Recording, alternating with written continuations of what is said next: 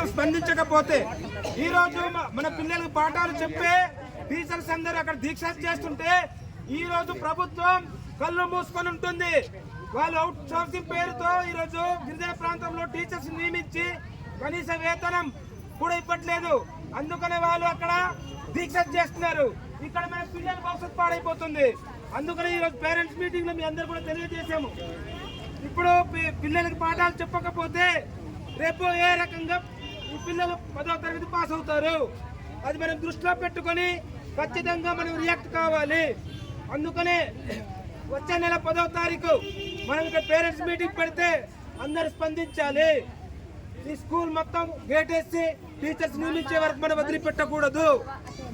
మనలాగే ఈ పిల్లలు తయారవ్వాలా, మనకులాగా పై స్థాయికి వెళ్ళాలని మనం కోరుతున్నాం కదా. కాబట్టి అది దృష్టిలో పెట్టుకుని మనమందరం పిల్లల తల్లిదండ్రులు సహకరించాలి. సహకరించకపోతే వీళ్ళ భవిష్యత్తు నాశనం అయిపోతుంది.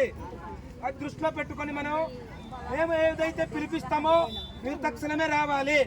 ఇక్కడ మన వైస్ చైర్మన్ గారు ఉన్నారు, రండి సార్. మీరు ఒక వాట్సాప్ గ్రూప్ ఏర్పాటు చేయండి.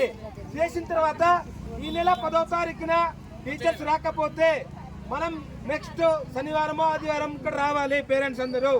ఈ నెలే నెక్స్ట్ నెల మళ్ళీ హాలిడేస్ ఇస్తారు. కాబట్టి మీరు వెంటనే వాట్సాప్ లో అందరికి సమాచారం ఇవ్వండి. ఇచ్చిన తర్వాత రావాలి. ఈ మేడం ఆ వద్ద చెప్పారు 10th క్లాస్ చదువుతుంది వాళ్ళ పాప, ఇంకా 2 నెలలే ఎగ్జామ్స్ ఉంది. ఏమి రాస్తుందండి? ప్రాక్టికల్స్ జరగకపోతే ఏమి రాస్తారు? సో మన ఆవేదన, మా పేరెంట్స్ ఆవేదనగా మనం చెప్తున్నాము. సో ప్రభుత్వం వెంటనే స్పందించే వరకు మనం రియాక్ట్ కాకపోతే మన కష్టపడిందంతా వేస్ట్ అయిపోతుంది. అది దృష్టిలో పెట్టుకొని మీకు సమాచారం ఇచ్చిన వెంటనే మీరందరూ రావాలని కోరుతున్నాను. ఓకేనా? ధన్యవాదాలు.